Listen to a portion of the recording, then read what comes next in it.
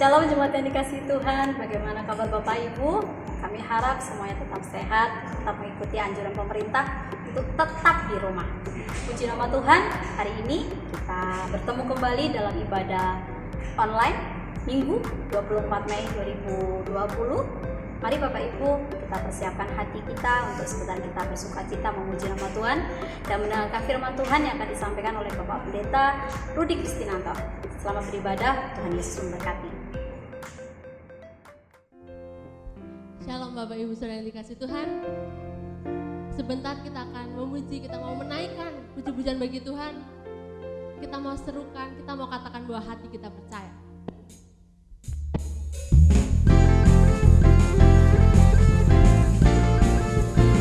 Tuhan kekuatan dan masku,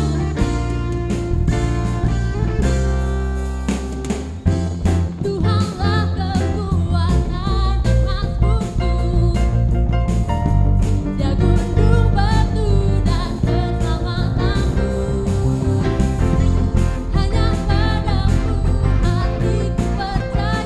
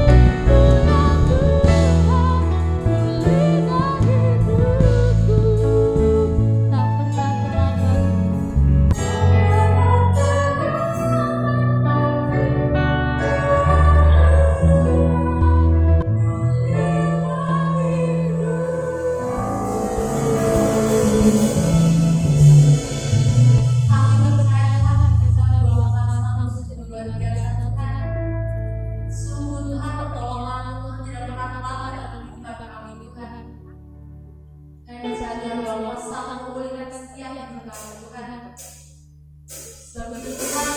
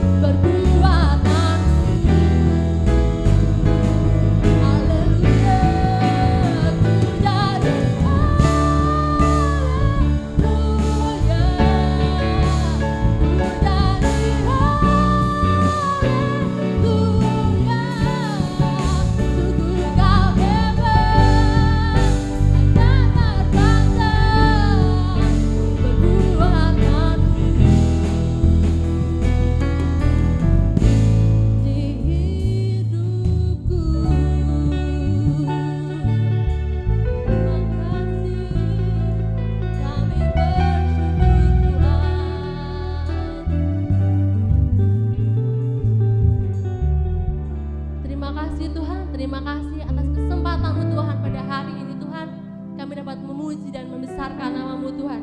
Tuhan, kiranya sebentar juga Tuhan kami akan mendengarkan sebagian dari firman-Mu Tuhan. Kiranya Kau tutup bungkus kami Tuhan, agar firman-Mu Tuhan dapat menjadi rema dalam kehidupan kami Tuhan.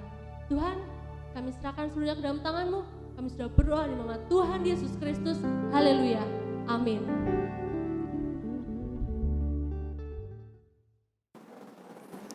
Selamat pagi Bapak, Ibu, dan Saudaraku. Puji nama Tuhan, pagi hari ini kita berjumpa kembali di ibadah online hari Minggu tanggal 24 Mei 2020. Kita percaya penyertaan Tuhan selalu ada dalam kehidupan kita. Mari Bapak, Ibu, dan Saudaraku, kita akan belajar kebenaran firman Tuhan.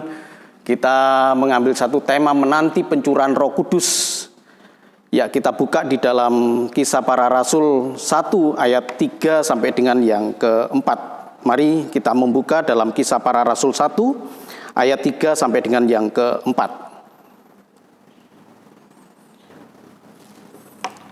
Kisah Para Rasul 1 ayat 3 sampai dengan yang keempat, saya membacakan.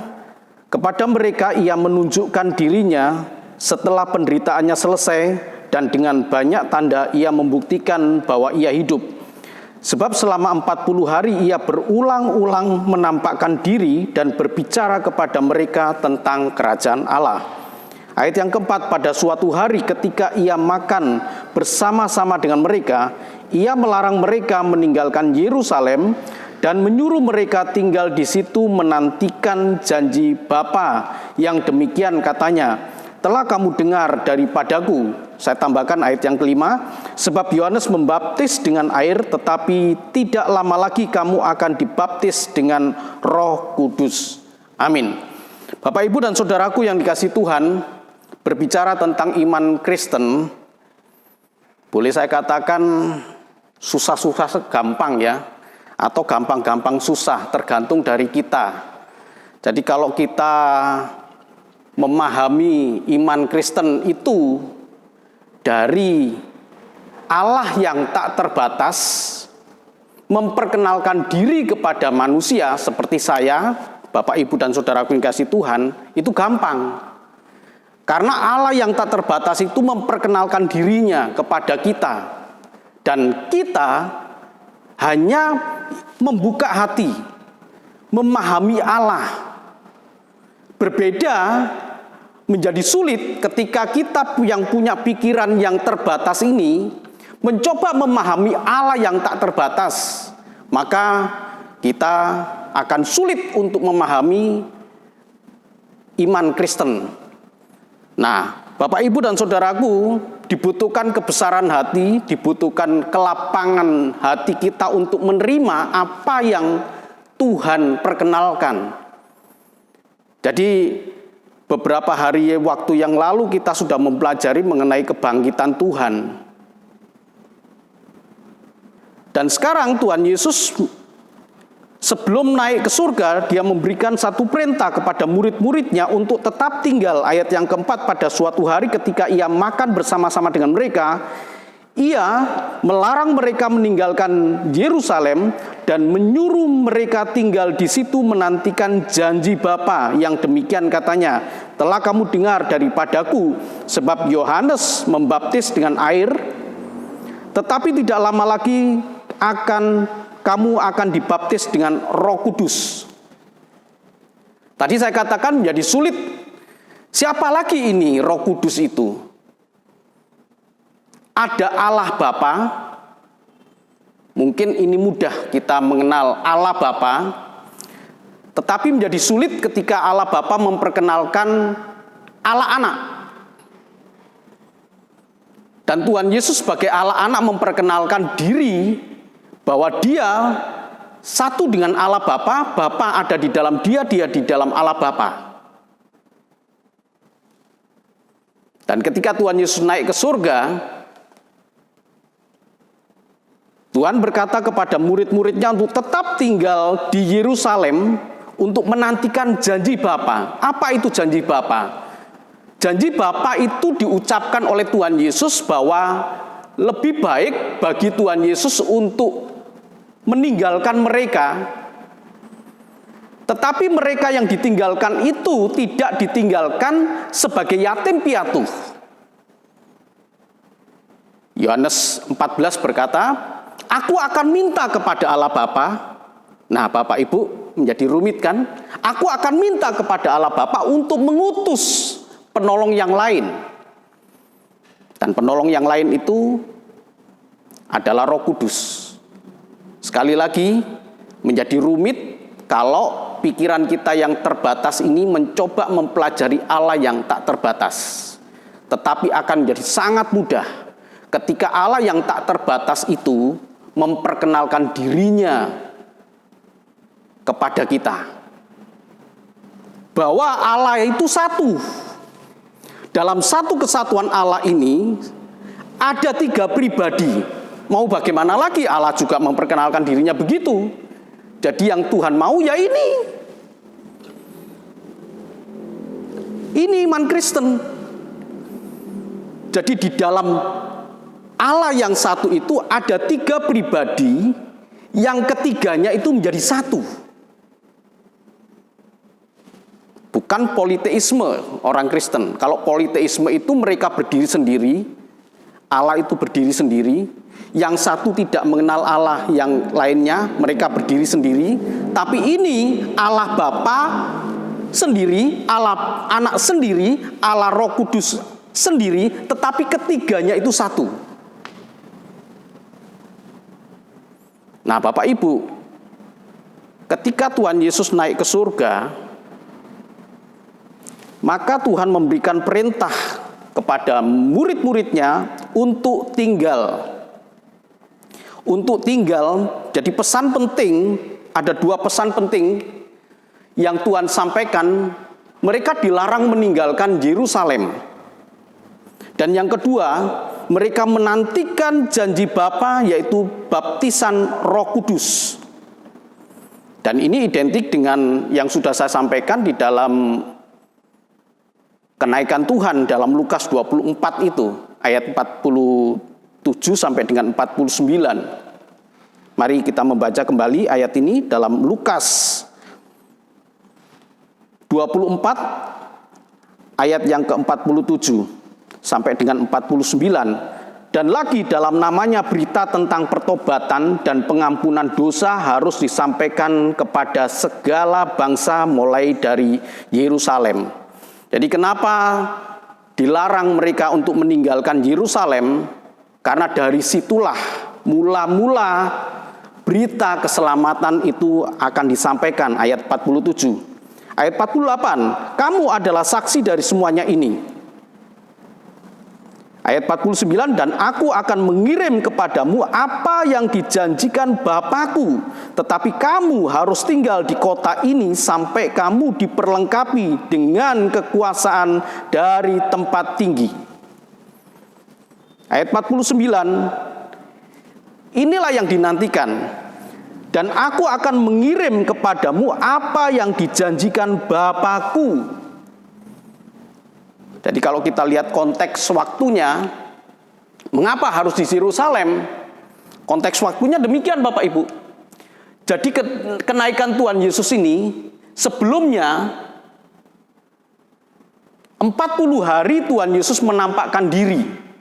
Sehingga ditambah dengan waktu penantian 10 hari, maka pada hari yang ke-50 itu adalah hari Pentakosta. Janji Bapa mencurahkan Roh Kudus. Nah, itu kenapa mereka dilarang meninggalkan Yerusalem. Karena pada saat itu, bertepatan pada waktu itu, dalam perayaan orang Israel, terdapat perayaan ucapan syukur atas hasil panen yang disebut sebagai hari raya panen gandum. Ada beberapa nama di situ, ada hari raya panen, ada disebut juga hari raya panen gandum, disebut juga hari raya 7 minggu. Sejak kapan hari raya 7 minggu itu diperingati? Sejak Paskah orang Israel. Jadi Paskah orang Israel adalah memperingati keluarnya bangsa Israel keluar dari Mesir menuju pada tanah yang dijanjikan Tuhan. Jadi pada waktu Paskah itu kemudian ada 7 hari, 7 minggu. Hari raya 7 minggu. Jadi 49 hari. Peringatannya itu pada hari yang ke-50. Jadi kalau Bapak Ibu mempelajari dalam Kisah Para Rasul 2 ayat yang ke-5, maka dikatakan di dalam Kisah Para Rasul 2 ayat yang ke-5 itu, berkumpullah segala bangsa yang ada di kolong langit ini.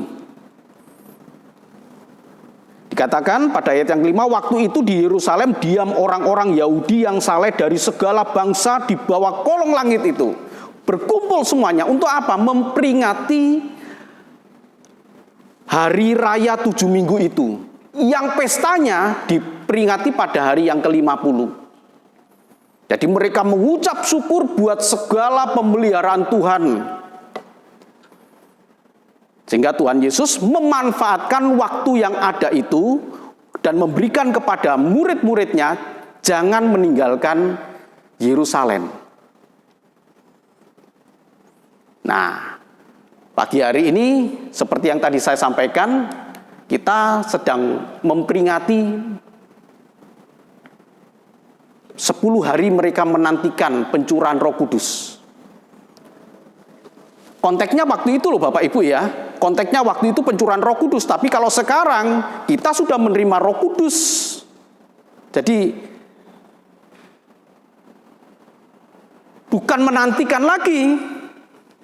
Kita sudah menerima Roh Kudus. Nah, sekarang kita coba mempelajari tentang penantian mereka itu selama 10 hari itu menantikan Roh Kudus. Jadi ada pesan penting, dilarang meninggalkan Yerusalem. Sehingga muncul pertanyaan, mengapa mereka harus di Yerusalem? Kalau dikaitkan dengan peringatan hari raya orang Yahudi, orang Israel, mereka memperingati hari raya 7 minggu. Ya, tapi saya coba melihat bukan dari sisi hal itu, tapi mengapa harus ada di Yerusalem. Jadi kalau kita lihat bahwa tempat mula pertama kabar keselamatan itu dari Yerusalem. Kita membuka dalam Matius 2 ayat yang pertama. Hari ini banyak ayat Bapak Ibu ya, jadi ya kita belajar kebenaran firman Tuhan. Matius 2 ayat yang pertama dikatakan demikian. Sesudah Yesus dilahirkan di Betlehem di tanah Yudea, dan pada zaman Raja Herodes datanglah orang-orang Majus dari timur ke Yerusalem. Jadi kenapa mereka dilarang Tuhan untuk meninggalkan Yerusalem? Kalau dilihat dari alasan peringatan hari raya orang Israel itu karena ada 7 minggu, hari raya 7 minggu.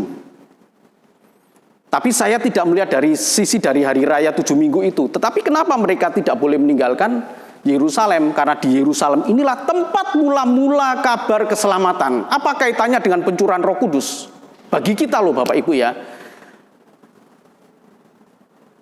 Sebelum kita menerima Roh Kudus, kita harus punya landasan yang kuat terlebih dulu tentang keselamatan. Jadi kalau dilihat dari kisah ini, kenapa mereka harus di Yerusalem? Karena tempat mula pertama kabar keselamatan itu Yerusalem, dan tempat penggenapan janji keselamatan itu di Yerusalem. Markus 10 ayat yang ke-33 sampai dengan yang ke-34, Injil Markus pasal yang ke-10 ayat 33 dikatakan demikian.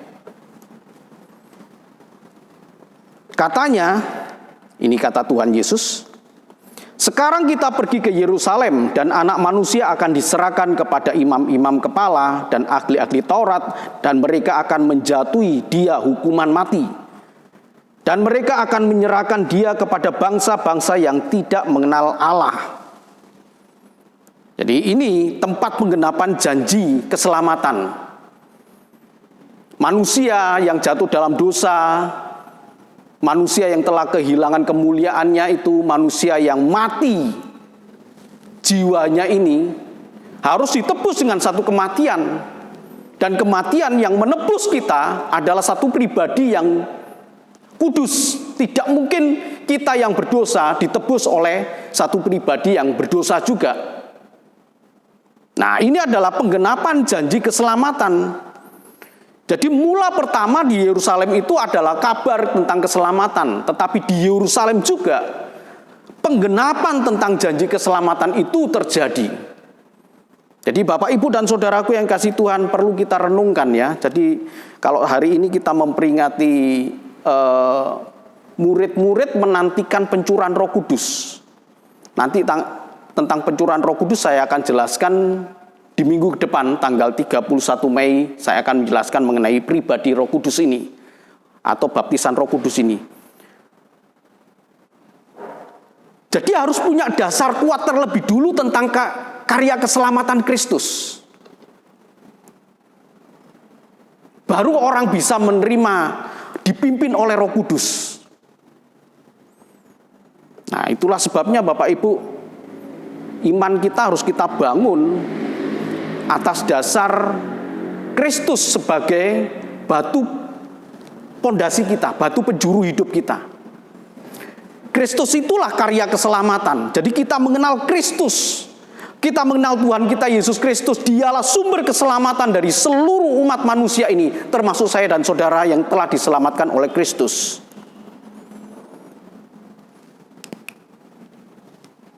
Jadi penggenapan janji Tuhan ini sama seperti yang ditulis dalam Injil Lukas 24 ayat 46 sampai dengan 47 yang tadi saya bacakan, bahwa di dalam nama Tuhan Yesus itu kabar tentang pertobatan itu disampaikan. Dan kamu adalah saksinya, kata Tuhan. Jadi hanya di dalam nama Tuhan Yesus itulah kita landasi kehidupan kita ini. Jadi kalau orang hidupnya dilandasi dengan keselamatan, Bapak Ibu, wah pasti kuat Bapak Ibu. Sebesar apapun badai yang menerpa kehidupan orang itu, dia akan pasti kuat. Kalau betul-betul dilandasi dengan keselamatan Tuhan. Sebab keselamatan itu tak ternilai. Walaupun diberikan oleh Tuhan secara cuma-cuma, bukan berarti itu murahan, tapi itu nilainya sangat besar, yang tak ternilai, yang tak terkatakan keselamatan itu, dan diberikan kepada manusia. Sehingga terlihat dari sikap kehidupan kita, Bapak Ibu. Kehidupan orang Kristen yang didasari dengan keselamatan di dalam Tuhan Yesus akan berbeda. Akan berbeda dengan pondasi yang salah. Nah, pondasi yang salah itu bisa juga karena salah mendengar. Ada begitu banyak orang Kristen yang mendengar bahwa di dalam Tuhan Yesus itu hidup enak, hidup nyaman, diberkati, dan akhirnya landasan kehidupan dia adalah landasan mujizat, landasan kehidupan dia landasan berkat Tuhan, bukan landasan keselamatan. Sehingga pada saat ketika mereka melandasi kehidupan itu dengan mujizat, suatu saat Tuhan izinkan terjadi problema hidup atau apa kejadian dalam kehidupan dia, dan ternyata tidak terjadi mujizat dalam kehidupan dia, sangat mudah untuk berpaling meninggalkan Tuhan. Kecuali kalau orang itu dilandasi dengan keselamatan. Jadi kenapa Tuhan Yesus berkata jangan meninggalkan Yerusalem, karena Yerusalem adalah tempat mula-mula kabar keselamatan itu disampaikan, dan Yerusalem tempat penggenapan keselamatan itu terjadi. Jadi punya arti rohani yang besar bagi kita. Kenapa saya tidak boleh meninggalkan Yerusalem? Sebelum dipimpin oleh Roh Kudus, saya harus punya landasan yang kuat. Keselamatan bukan dengan barang yang fana, tapi dengan darah yang mahal kita ditebus. Hidup kita ditebus oleh Tuhan, dibayar tunai oleh Tuhan, bukan dengan barang yang fana, tapi dengan darah anak domba Allah, yaitu Tuhan kita Yesus Kristus. Wah, betapa besarnya keselamatan ini. Jadi kalau orang yang seperti tadi saya katakan, ketika orang itu punya landasan yang kuat hidup ini dengan keselamatan yang sudah diterima dari Tuhan, ini anugerah. Kenapa anugerah? Karena kita tidak bisa mampu membayar kematian kekal yang sudah kita perbuat. Karena manusia itu jatuh dalam dosa, maka manusia hukumnya kebinasaan. Saya nggak bisa berbuat, saya tidak bisa mampu membayar itu dengan apapun juga. Jadi jangan pernah berpikir bahwa kita mampu membayar kebinasaan yang sudah kita terima itu dengan perbuatan baik atau dengan perbuatan amal, Bapak Ibu. Kalau tanpa salib Kristus nggak bisa. Baru kita terima Kristus, baru kita percaya Dia, keselamatan di dalam Tuhan Yesus kita percaya, baru kemudian ada perbuatan baik yang mengiringi kehidupan orang yang percaya. Betapa hebat itu. Jadi kenapa kita, firman Tuhan pada pagi hari ini berkata, jangan tinggalkan Yerusalem, jangan tinggalkan keselamatan, jangan tinggalkan keselamatan di dalam Tuhan Yesus. Hal yang kedua, Bapak Ibu, mengapa harus di Yerusalem? Ternyata Yerusalem itu adalah yang disebut sebagai kota Allah. Yerusalem itu disebut sebagai kota Allah. Mari kita membaca dalam Mazmur 48. Mazmur 48 ayat yang ke-1 sampai dengan ayat yang kedua. Dalam Mazmur 48 ayat 1 dikatakan demikian. Perikopnya adalah Sion, kota Allah. Nyanyian Mazmur Bani Korah. Besarlah Tuhan dan sangat terpuji di kota Allah kita. Gunungnya yang kudus yang menjulang permai adalah kegirangan bagi seluruh bumi. Gunung Sion itu jauh di sebelah utara kota Raja Besar. Disebut kota Allah. Disebut kota Raja Besar. Nah ini Yerusalem yang disebut sebagai kota Allah ini tentu bayangan dari kota Yerusalem yang baru nanti. Jadi kalau dikatakan Mazmur 48 ini nyanyian Mazmur dari Bani Korah, besarlah Tuhan dan sangat terpuji di kota Allah kita. Di kota Allah kita. Kenapa di kota Allah? Karena di sanalah adalah bait suci Allah, di sanalah diam Allah. Di sanalah Allah diam bersama-sama dengan umatnya. Itu secara jasmani ya Bapak Ibu ya. Tetapi secara rohani akan ada kota yang kita nanti-nantikan, yaitu Yerusalem yang baru. Bukan Yerusalem yang lama yang ada di Timur Tengah sana. Bait Allah sudah hancur Bapak Ibu. Bait Allah sudah hancur. Dan sekarang tinggal tembok ratapan yang ditangisi oleh orang-orang Yahudi. Tetapi kita menanti-nantikan kota yang disebut Yerusalem baru. Di sanalah disebut kota Allah. Kenapa? Karena Allah diam di sana. Dan inilah yang menjadi tujuan hidup kita. Bahwa aku mau masuk ke dalam kota Yerusalem yang baru. Mari kita membuka dalam Wahyu ini. Wahyu 21 ayat yang kedua. Wahyu 21 ayat yang kedua. Ini Yohanes dibuang di Pulau Patmos.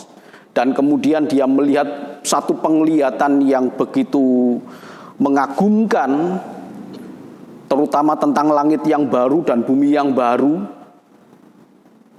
di mana nanti kita akan hidup kembali bersama-sama dengan Tuhan, ya. Wahyu 21 ayat 1 sampai dengan ayat yang kedua. Lalu aku melihat langit yang baru dan bumi yang baru, sebab langit yang pertama dan bumi yang pertama telah berlalu dan laut pun tidak ada lagi.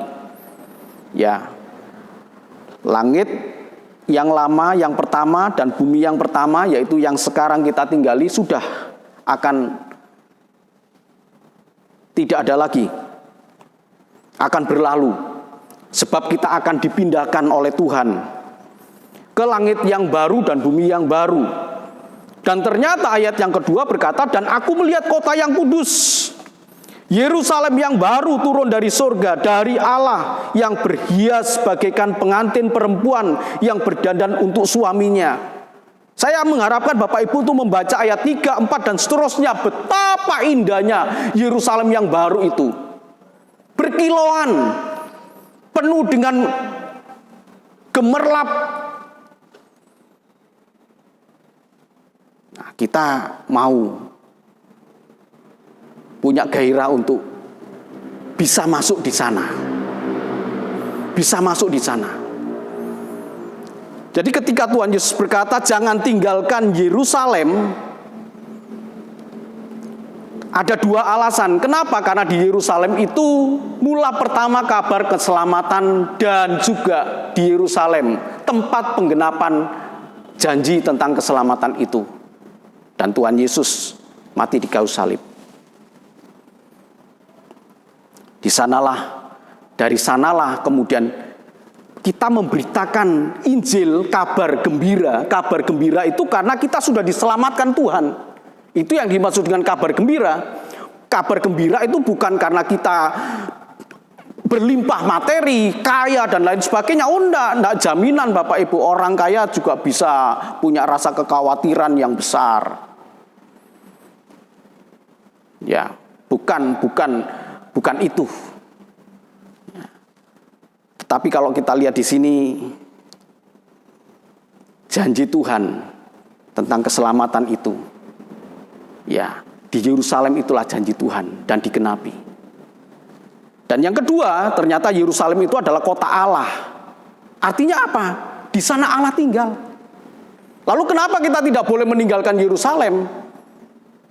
Ada persekutuan antara kita dengan Allah. Inilah yang dimaksud dengan kenapa Yerusalem itu kota Allah dan kita tidak boleh meninggalkan, karena ada persekutuan di sana, ada hadirat Allah. Baru kemudian setelah landasan yang kuat inilah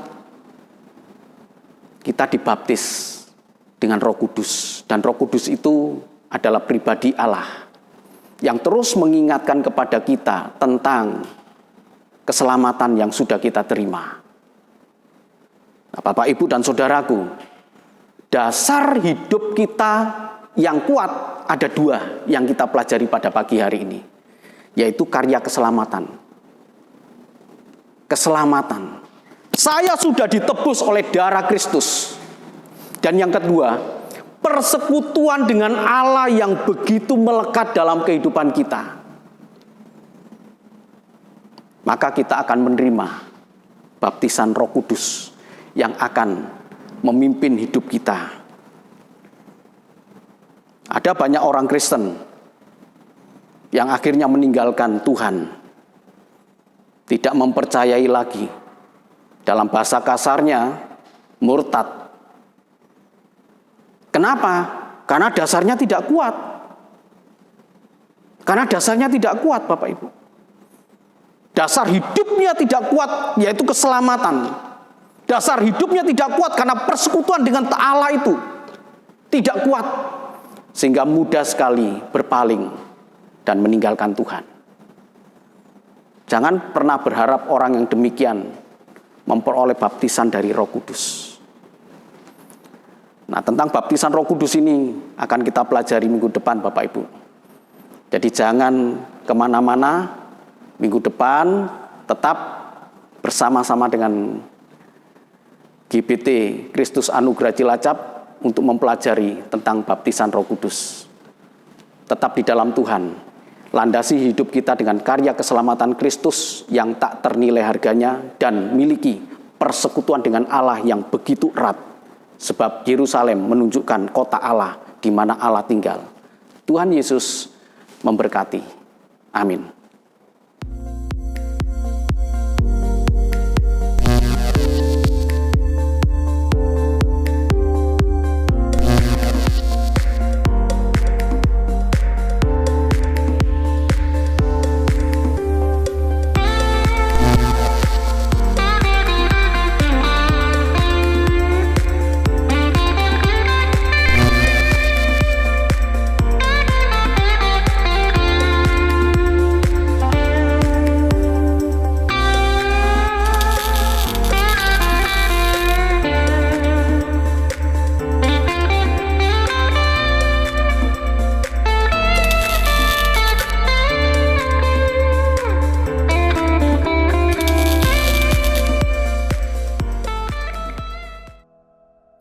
Ya, puji nama Tuhan, Bapak, Ibu, dan Saudaraku yang kasih Tuhan. Di akhir dari ibadah online ini, mari sama-sama kita yang sudah mendengarkan kebenaran firman Tuhan dan kita yang sudah memuji nama Tuhan, kita akan akhiri ibadah kita ini, kita satu di dalam doa. Bapa di dalam kerajaan surga, kami sungguh bersyukur kepada Engkau Tuhan. Engkau adalah Allah yang mengasihi kami, Engkau Allah yang menyertai kami dalam ibadah ini dari awal, pertengahan, sampai pada akhirnya. Dan kami mengucap syukur kepada Engkau Tuhan, karena Engkau Tuhan Allah yang memberikan kesempatan kepada kami untuk kami boleh datang kepada Engkau dan menyembah Engkau, memuji Engkau Tuhan. Terima kasih buat kebenaran firman Tuhan yang sudah kami dengar. Kami akan landaskan kehidupan kami ini dengan karya keselamatan Kristus yang tak ternilai harganya dan persekutuan yang begitu indah dengan Allah, sehingga kami tidak akan goyah dalam menghadapi kehidupan ini Tuhan. Terima kasih ya Bapa. Saatnya kami akan berpisah satu dengan yang lain. Kami pulang dengan membawa sukacita dan damai sejahtera. Terima kasih Tuhan. Bapak, Ibu, dan Saudaraku yang kasih Tuhan, terimalah berkat dan anugerah dari Allah Bapa di surga, kasih dan cinta Tuhan kita Yesus Kristus, anaknya yang tunggal, dan penghiburan kekuatan dari kuasa Roh Kudus menyertai kita mulai saat ini, esok, bahkan sampai Maranatha Tuhan Yesus datang kembali menjemput kita semua. Terima kasih ya Bapa, Engkau Allah yang sangat baik pada kami, pelindung kami, tempat kami berteduh. Engkaulah Tuhan Allah. Engkaulah Allah yang memberkati kami. Engkau juga Allah yang menyinari kami dengan wajah-Mu Tuhan dan memberikan kepada kami kasih karunia. Engkau Allah yang menghadapkan wajah-Mu kepada kami Tuhan dan memberikan damai sejahtera. Terima kasih ya Bapa. Kami tetap berdoa buat bangsa dan negara ini Tuhan, sehingga segera pulih dari pandemi virus corona ini Tuhan. Kami percaya Engkau menyertai seluruh bangsa ini Tuhan, dan terlebih lagi bagi anak-anak-Mu yang tinggal di dalam negeri ini Tuhan. Terima kasih ya Bapa. Segala puji syukur, hormat, kemuliaan bagi-Mu. Di dalam nama Tuhan kami Yesus Kristus kami sudah berdoa dan mengucap syukur. Semua yang percaya mengatakan amin. Tuhan Yesus memberkati. Puji nama Tuhan, ibadah online kita hari ini sudah selesai. Mari kami tetap mengajak Bapak Ibu, saudara-saudari yang terkasih untuk tetap mengikuti anjuran pemerintah. Yang pertama, menjaga kebersihan. Yang kedua, cuci tangan. Yang ketiga, memakai masker kalau bepergian ataupun lagi sakit. Yang keempat, tetap di rumah. Tetap di rumah. Sekali lagi kami katakan tetap di rumah. Kalau ada keadaan terdesak baru kita boleh keluar. Puji nama Tuhan. Selamat hari Minggu. Tuhan Yesus memberkati.